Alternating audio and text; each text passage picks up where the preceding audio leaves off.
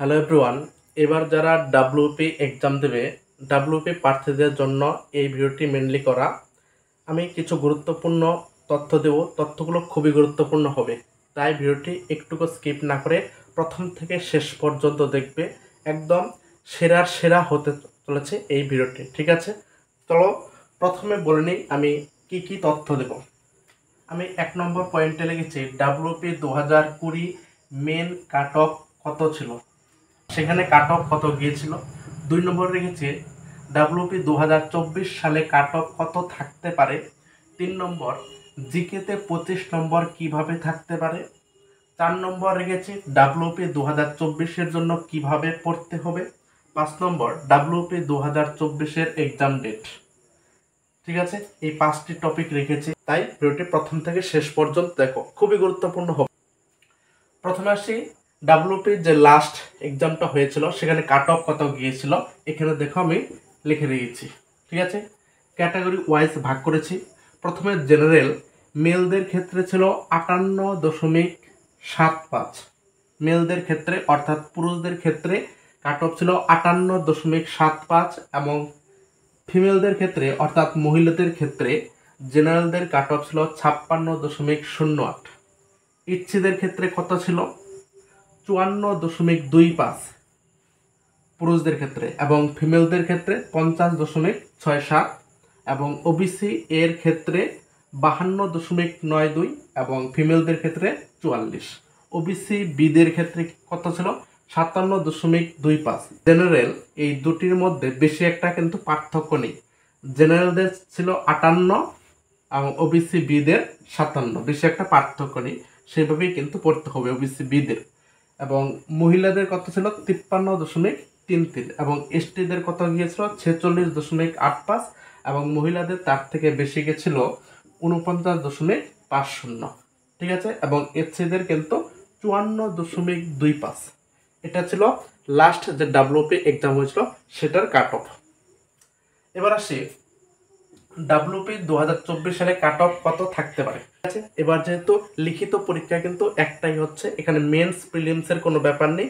লিখিত পরীক্ষা যেহেতু একটাই, তাই সবাই প্রচুর পরিমাণে পড়াশোনা করছে, তাই এবার কাট অফটা একটু বেশি যেতে পারে। এবার কত বেশি যেতে পারে? তুমি ধরে রাখো 5 নম্বর বেশি যেতে পারে, 4-5 বেশি যেতে পারে।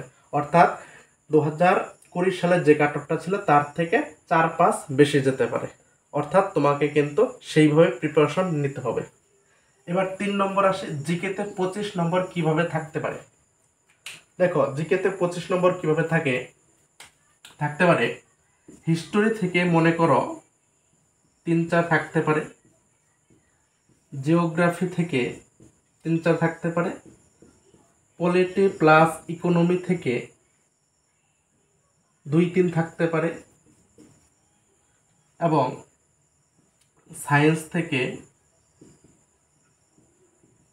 7-8 থাকতে পারে, কারেন্ট অ্যাফেয়ার্স থেকে 6-7 থাকতে পারে, এবং স্ট্যাটিক জিকে থেকে 7-8 থাকতে পারে। এইভাবে থাকতে পারে। স্ট্যাটিক জিকে এবং কারেন্ট অ্যাফেয়ার্স এই দুটি পোর্শন থেকে বেশি কোশ্চেন হবে। ঠিক আছে, তোমরা এক্সাম দিয়ে তারপর এই ভিডিওটা মিলিয়ে দেখো আমি এগুলো ঠিক বলছি কিনা। ঠিক আছে, কারণ মেন্সের কোশ্চেন অ্যানালাইসিস করে আমি এই ভিডিওটি করছি। ঠিক আছে, তাহলে তোমাকে কারেন্ট অ্যাফেয়ার্স এবং স্ট্যাটিক জিকের উপর কিন্তু জোর দিতে হবে। এবার কারেন্ট অ্যাফেয়ার্স কিভাবে পড়বে? বিগত 1 বছরের কারেন্ট অ্যাফেয়ার্স পড়ে যেতে হবে। ঠিক আছে, এবং এক্সাম ডেটটা আমি একটু পরে বলছি। মনে করো 2024-এর শেষে যদি এক্সাম হয়, তাহলে 2024-এর জানুয়ারি থেকে একদম যত তারিখ পর্যন্ত এক্সাম হবে তার 1-2 মাস আগের পর্যন্ত পড়লেই হবে। মনে করো পরীক্ষাটি যদি নভেম্বরে হয়, তাহলে জানুয়ারি থেকে সেপ্টেম্বর পর্যন্ত পড়লেই হয়ে যাবে। অক্টোবর নভেম্বর পড়ার দরকার নেই, সেপ্টেম্বর পর্যন্ত পড়লেই হয়ে যাবে। ঠিক আছে, তাহলে এভাবে পড়তে হবে। এবং কারেন্ট অ্যাফেয়ার্সের জন্য আমার টেলিগ্রাম গ্রুপে যুক্ত হতে পারো। সেখানে নিয়মিত প্রতিদিন আগের দিনের বাছাই করা 10টি কারেন্ট অ্যাফেয়ার্সের একটা পিডিএফ দেই। ঠিক আছে, তাহলে দেখবে ডেসক্রিপশনে আমার টেলিগ্রাম গ্রুপের লিঙ্ক দেওয়া আছে, তোমরা এক্ষণে ডেসক্রিপশন থেকে আমার টেলিগ্রামে জয়েন হয়ে নিও। সেখানে নিয়মিত প্রতিদিন কারেন্ট অ্যাফেয়ার্স দেওয়া হয় এবং অন্যান্য মক টেস্ট নেওয়া হয়। তা এছাড়াও আরেকটি গুরুত্বপূর্ণ কথা বলছি, প্রতি রবিবারে ডাব্লিউপি মক টেস্ট নেওয়া হয়, ফুল মক টেস্ট 85 নম্বর একটা মক টেস্ট নেওয়া হয় প্রতি রবিবারে দুপুর 12টায়। তোমরা তাহলে অবশ্যই আমার টেলিগ্রাম গ্রুপে জয়েন করে নিও।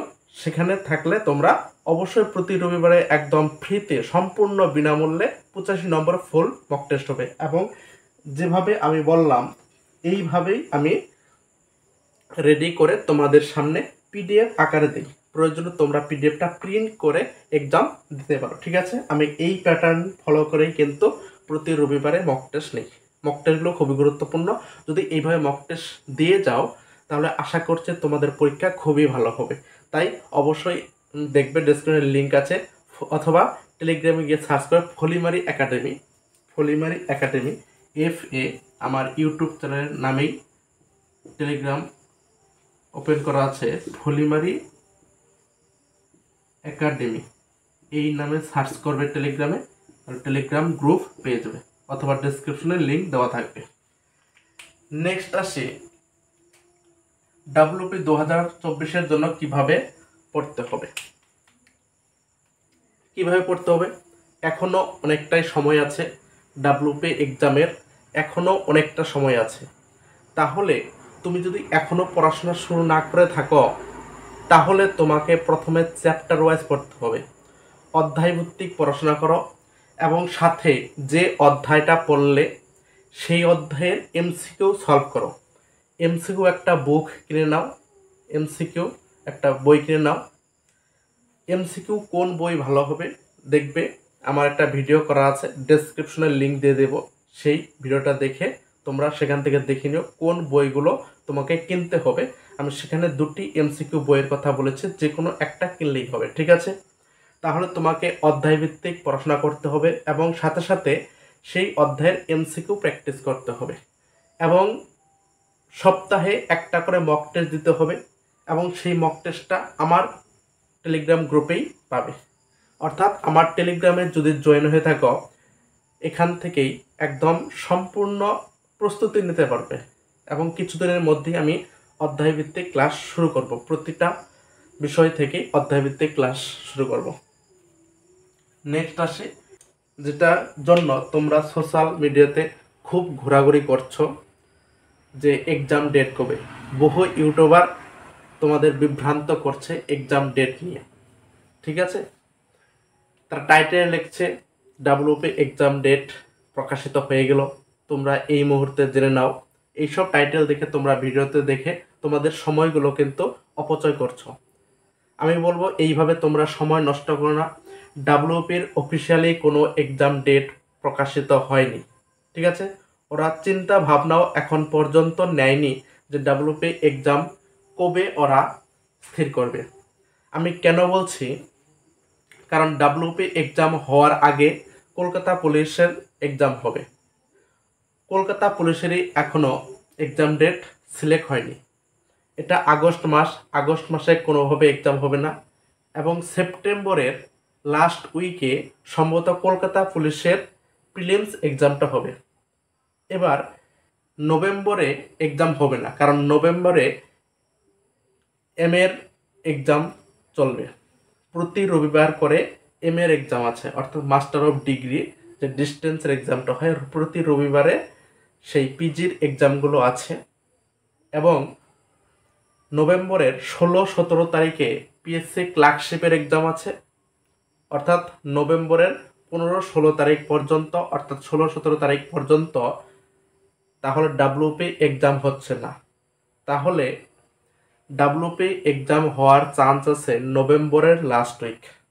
ঠিক আছে, নভেম্বরের লাস্ট উইকে এক্সাম হতে পারে। তাহলে ডাব্লিউপি এক্সাম কবে হতে পারে, নভেম্বরের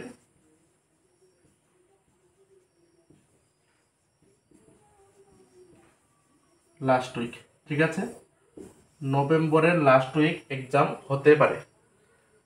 তাহলে ডাব্লিউপির এক্সাম কবে হতে পারে? নভেম্বরের লাস্ট উইক, তার আগে কোনো সম্ভাবনা নেই। ঠিক আছে, এটা হচ্ছে আগস্ট মাস, আগস্ট, সেপ্টেম্বর, অক্টোবর, নভেম্বর, অর্থাৎ 4 মাস তোমরা হাতে সময় পাচ্ছ। অধ্যায়ভিত্তিক পড়াশোনা শুরু করো, সাথে এমসিকিউ প্র্যাকটিস করো এবং মক টেস্ট দিয়ে যাও। আমি আশা করছি তোমাদের পরীক্ষা অবশ্যই ভালো হবে এবং কিভাবে পড়াশোনা করলে এগিয়ে যেতে পারে এ সমস্ত আপডেট আমি মাঝে মাঝেই দিয়ে থাকি টেলিগ্রাম, তাই অবশ্যই টেলিগ্রামে যুক্ত হয়ে যেও। ঠিক আছে, আজকে এই পর্যন্ত ছিল। আমি নেক্সট ভিডিও করব। নেক্সট ভিডিও জিকেতে 25-এর মধ্যে 22-23 পাওয়ার জন্য কিভাবে পড়তে হবে এবং কোথা থেকে পড়তে হবে আমি এ সমস্ত বলে দেব। অবশ্যই আমি প্রিভিয়াস ইয়ার্সের কোশ্চেন অ্যানালাইসিস করে ভিডিও তৈরি করব, তাই খুবই গুরুত্বপূর্ণ হবে পরের ভিডিওটা, কেউ মিস করো না। সেজন্য কি করতে হবে, তোমাকে চ্যানেলটা সাবস্ক্রাইব করে নোটিফিকেশন অল করতে হবে। তুমি যদি চ্যানেলে নতুন হয়ে থাকো, চ্যানেলটি অবশ্যই সাবস্ক্রাইব করে, তাহলেই পরবর্তী ভিডিওগুলো সবার আগে দেখতে পারবে। ঠিক আছে, থ্যাংক ইউ।